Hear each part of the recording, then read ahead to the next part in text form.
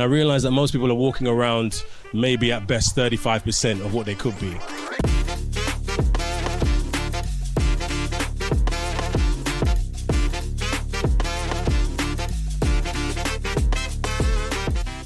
This year at PerformX, the Gym Owners Forum took their community on the road, and we actually hosted our very own networking community event right in the heart of the show. Now, the conversations that we were having on the day were with doctors, gym owners, industry experts, and suppliers, all with the ultimate goal of educating, supporting, and uplifting the industry. Now, over the weeks following PerformX, what we'll do so that you guys don't miss out is be sharing those conversations that we had with those people on the stage. So without further ado, let's jump right into it. Dr. Jerry. Hello. Hello and welcome to PerformX and the Gym Owners Forum stage here. Thank you so much for joining us. Firstly, first question, what have you put in me? So you're having something generally for energy. So it's our athlete's package. It's called Get Jacked. Basically, it's a mixture of amino acids, zinc, magnesium, just to basically give you that energy that you need. And if you're training, help build you back up. So it's good for recovery too. Perfect. After 2 days at PerformX, I think I need it, so I appreciate it very much.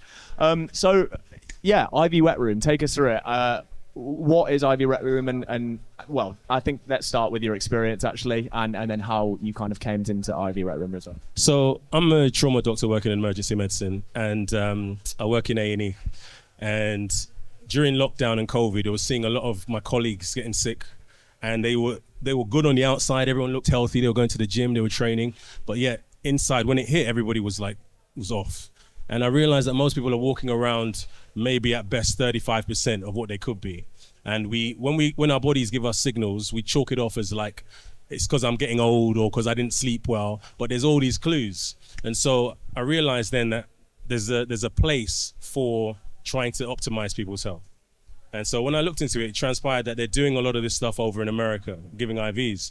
And one interesting thing, when anyone came in during COVID, we were running helter-skelter, we were nursing patients prone, we were giving antibiotics even though it's virus, we're doing all this stuff. But the one thing that seemed to stay consistent was that they were getting IVs.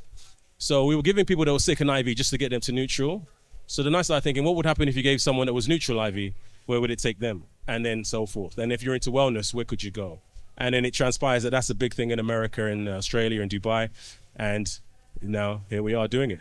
I think that we've had it quite a few times this show where we've been talking about like the future of health, and I think the issue that some people have is this kind of stuff is seen as like overkill and like biohacking and all that kind of stuff. Why isn't it really? Well, that's the thing. I think there is an overkill, but it's not in the IVs. The overkill is in the way we're living our lives. We created a world now where we're all so active. Everything is like the nth level. Do you know? We wear wearables, so we've got all this information. We're just living at that pace, and we're not replenishing things in the ways that we should be. Our food doesn't have the nutrients in it that it should have. Our soil is bereft of nutrients.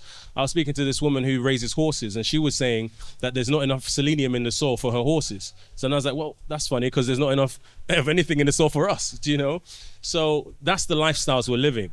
So IVs is not that we're just as an excess. It's kind of now an essential almost, you know? It doesn't replace good nutrition, it doesn't replace good sleep, but certainly it's becoming more and more necessary in order to supplement, to be on that right level. 20 years ago, I would have agreed. I would have said, yeah, it's overkill. Because our nutrients, our lifestyles were such that we were still active outdoors. We weren't in offices. We weren't having so much stress on us as it is now. But now, the world we're living in now, these kind of things are necessary, in my opinion. You said you decided like what would be the effect if you gave this to someone that was at their baseline and they were healthy. What was that effect? What did you kind of see when you started to do that? So yeah, obviously when they started coming in, people started coming back to us and saying, oh my gosh, thank you. I didn't even know that this was how I was supposed to feel. One woman, she was at the other end of the spectrum. So think of it like a spectrum. At one end, you've got people that are really healthy, trying to live well, eat right, okay? And then at the other end, you've got people that aren't. But on that side, you've got people that have had bowel surgery. So parts of their bowel removed. So irrespective of what's in the soil or in the food, they just can't absorb the nutrients anyway because they don't have that bowel, right? So this client was in that category. So I knew this would definitely help her. We gave her a course. And she came back, I think it was maybe 6 weeks later, and she just posted something. And the post is on our socials. You can see it in the testimony. She just posted of her own back. She says, I wasn't sure what to make of it when I first started, but now I've been able to do all these things that I thought were never going to be possible. I'm playing paddle, I'm horse riding, I'm doing all this stuff that I used to do before my surgery that I thought was never going to be an option anymore. And I thought, wow, thank you. Do you know? I was so glad, because it really makes a difference. Just kind of sidetracking while we're talking about it, like, I'm quite surprised of just the fact you can feel it like right away, the cold. And I guess that, is there a like placebo, not necessarily placebo because I can feel it, but like yeah, you will feel the cold because it's cold, because that's, it's been in my bag on the way over from Cardiff, so it's going to be cold. But about placebo, so a lot of people do think, okay, maybe it's just placebo, but that has its measures in itself. But a separate thing, to give you an idea, so this isn't placebo. And even when this happened, I was like, wow, this is incredible. So we were at a festival, right? And it was like a music festival, but they had a little wellness section, and we were in the wellness section. It's the first time they had IVs in this festival. So they were looking at us a bit like, what do we make of this? We were looking at them being a bit like, well, is this the right place for this? Anyway, by the second day, people were lining up to have it. And this one woman came in and she was pregnant. And she was breastfeeding. And she came in and she said, I've got a bit of a cold. I'm a bit bunged up, and I got it from my baby because my baby's full of flu or whatever it was. Have you got something that can help me? And I was like, yeah, sure. So we gave her something high in vitamin C and some other various bits and pieces. And she went away and it was fine. 2 hours later, she came back and she said, my baby is cured in front of my eyes. And so now I feel I need something because I think he's just taking it all out of me. I don't know about the science of that bit. Perhaps maybe that's the placebo bit. But what's not placebo is the fact that the baby got cured by the virtue of the fact that the mother had taken medicines and he was breastfeeding. So the baby has no agenda. The baby just is a baby. But yet she witnessed the baby get well in front of her. Is that placebo? No, not at all. And I mean, we might do like an update after this where I kind of say how I feel later, because it'd be good to check in. And I mean, I think when I said placebo, I think obviously there is just like pure science in this. They've been using IV drips for, IV drips have been around for since the 17th century. And what's 17th century? Mm-hmm. And really? Yeah, as much as that. What did they look like in the 17th century? Probably not as fancy as this. Yeah, but back then they were doing all sorts of stuff. They were doing bloodletting, where they just basically puncture you to let your blood out to treat things, which is a bit archaic. But it makes me think some of the things that we do now still, I wonder if in years to come, people will look at us as doctors and be like, really? You used to do that? There was a time when people used to sip people's urine to check for diabetes. I'm so glad that was done before the time I became a doctor, I've got to be honest. You're a strange doctor if you're bringing back that practice, I'm sure, yeah. And so you look at kind of bringing it to independent gyms, I guess. There's been a massive shift in the industry from like traditional fitness and aesthetics to more like holistic wellness services. What's the kind of implication of the emergence of services like this on wider society, but also, I guess, the fitness industry as well? I mean, in the fitness world, it's massive because we've seen, as you alluded to, it used to be that you'd go to the gym to look good or to be good in that sense. People would commonly say, oh, I got to get my beach body because I'm going to Ibiza in the summer. Fine. Now I'm hearing people talk about what they want to be like when they're 70, when they're 80. They want to be much more able to function better. So it's changed from being an aesthetic to being more functional, all right? And even the word fit, when you say, oh, she's fit or he's fit, it was about the aesthetic. Now, when you say they're fit, you're like, gosh, that guy can do handstands and do all kinds of stuff, So that's where it's moved. As far as where this sits in that world, it's more about recovery, because people are training, they reach a platform or a plateau and they're like, what can I do more? There's only 7 days in a week. I'm already training 5 of them. They chuck in an extra day and they don't see any extra benefit. In fact, what they should do is take a day away and have a proper recovery. And this can help you with the recovery. Think of it, even if you think about it in numbers, right? If we've got two athletes, one guy's training 3 times a week and the other guy's training, they're both training the same, right? One of them has to take 3 days off to recover, yeah? And in those 3 days, so that means he's training, 4 times a week. The other guy doesn't need to take that much time off because he's on drips. So his recovery is more focused. So rather than just sitting about the house hoping that you feel good, you're taking supplements, vitamins directly, and that's going to help replenish what you've already depleted from the training sessions. So now you can train more than the other guy. You extrapolate that and fast forward it over 12 weeks. The first guy's almost doubled the number of training sessions as the other guy. Who's going to win the gold medal? I mean, there's a lot more that goes into it than that, but do you see that it gives you an advantage over your competitors. Is there a difference between person to person from the benefits that these give you? It depends on what you're going for, if that's what you mean. Yeah. So it depends. So somebody that's going for something for menopause, for example, is going to get the benefits there, but that's going to be completely different for someone who's going for immunity. So it's that. In the sense of like me and yourself take this now. Is there like a difference in the benefits that we will see, or is it? But that's linked to where we're starting from. So let's say saying you're better than me. No. When I say where we're starting from, I mean like I use the analogy the well. The deeper the well, the longer it takes you to get to the water. So if you're out here training all of this, you're doing these podcasts, you don't have any time to sleep, your recovery is not there, you're just exhausted. Meanwhile, I'm at home chilling with my feet up. I get 12 hours, 9 hours sleep a night. I'm eating well. The benefits that we're going to have and the time scale that we're going to see them are going to be different. But ultimately, if you fast forward the timeline, we'll both arrive at the same place. A lot of respect for saying that podcasting is as hard as being a doctor. Well, it looks pretty hard. Yeah, no, it's a piece of cake compared. Looking at the drips more specifically, what are the different drips that you offer, and what are the different effects that they provide to you? So as I mentioned there, we have some for menopausal symptoms. So the way we operate generally is we have a consultation with the client, sit down and really go do a deep dive into what their problem is. And then we will look to try and see, well, how can we help you with that problem? And the way to think of most problems, they really either come down to a depletion of something or inflammation. Those are the two main areas that people struggle with. And everything then stems from there. So we could give you something to help boost whatever you're deficient in. So vitamin B12, for example, we have that in the drip as well as intramuscularly. All the B complex vitamins, magnesium. These things get used up quite a lot, especially when you're training. So we have drips that are formulated specifically for that. We know that vitamin C is very good for your immunity and zinc. So we have one that's high in that to help you with your immunity.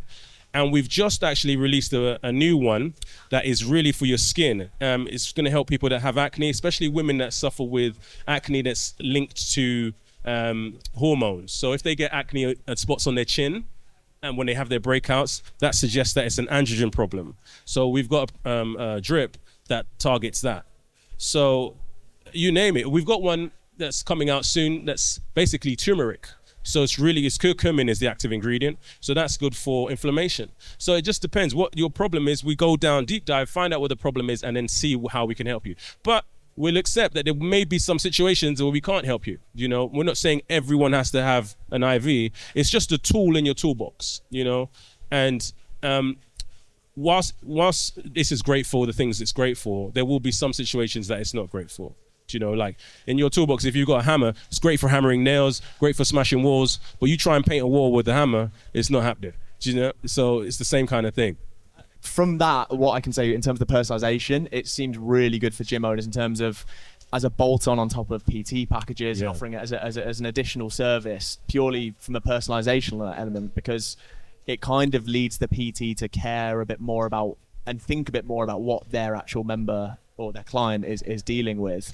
Have you seen that's become a thing in gyms? Have you got any examples of personal trainers that are now sort of implementing this? So a few personal trainers back in Cardiff, they have been focused so much on doing a training package for a client. They'll do the training, what to lift, how to lift, what to eat. And that was a new thing that's come in not that long ago, the whole nutrition side of things.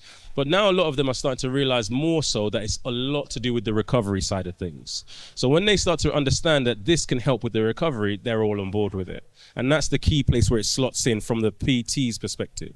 From the gym's perspective, I think it's a bit more overall. So I remember a time when, I can imagine a time, I don't say remember a time, I can imagine a time when someone that had a vending company, vending machines, would have approached the gym and said, you should have vending machines in your gym.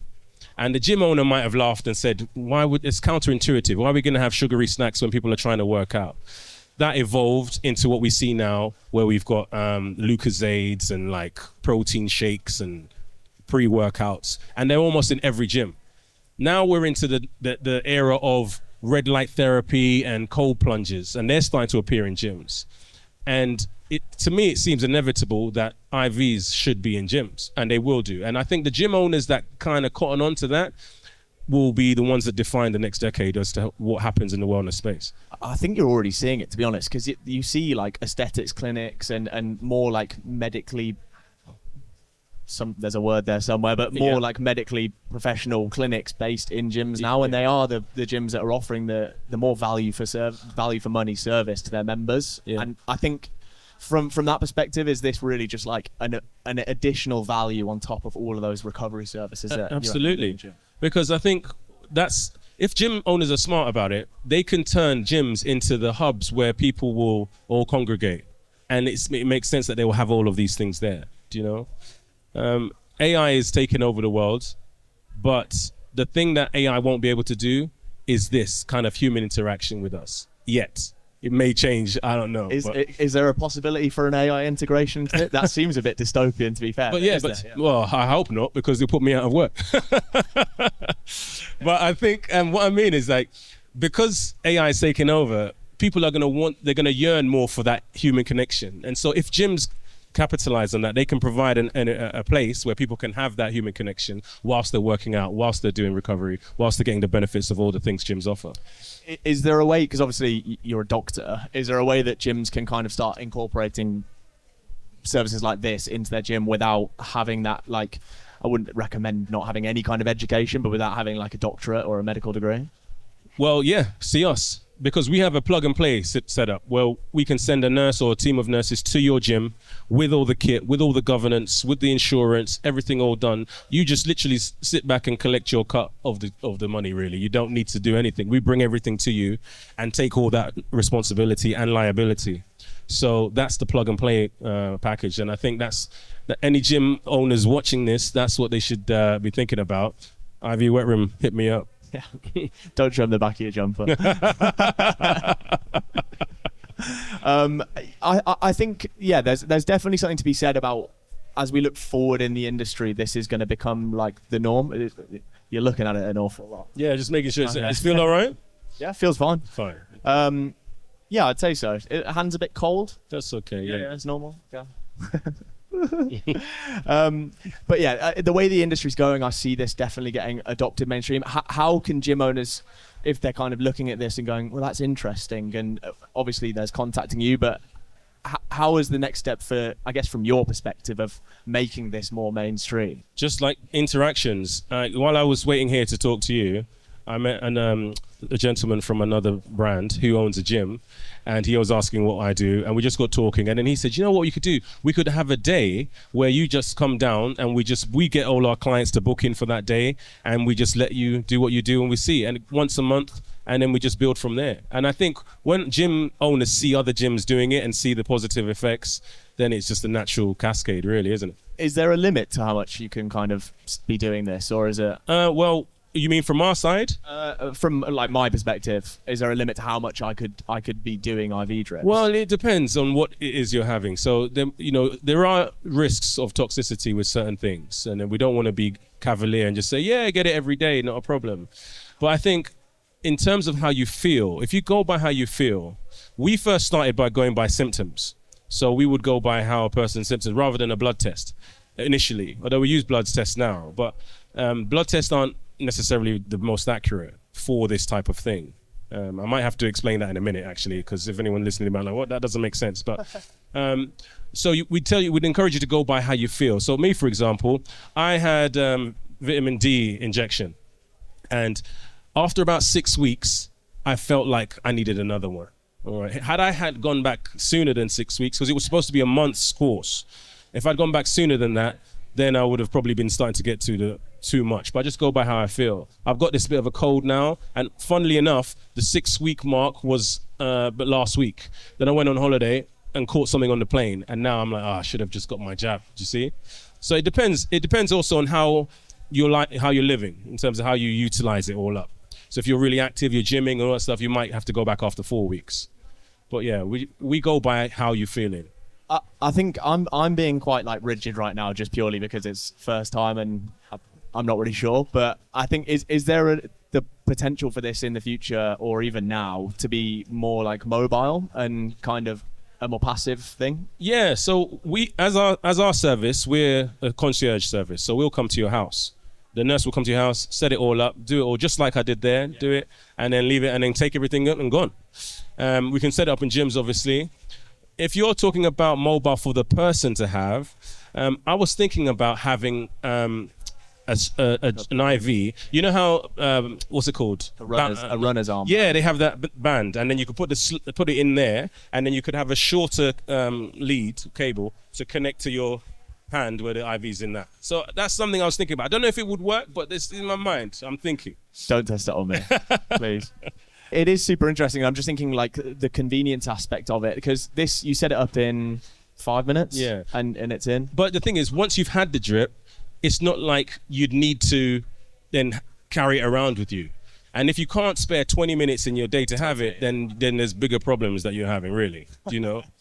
So no, that's fair. And then just for kind of gym owners, hypothetically, how they put it into their gym for, well, I'd say personal trainers, really.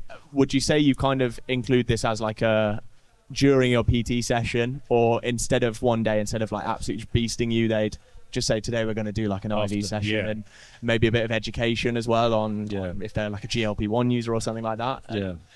Sorry, that was just a really good idea that I had in my head, actually, for gym owners. Yeah. I'll do a bit on that. But just finally then, sort of looking forward towards the future, where do you see this going in terms of adoption in the gym? You agree with me or disagree with me if you can see it.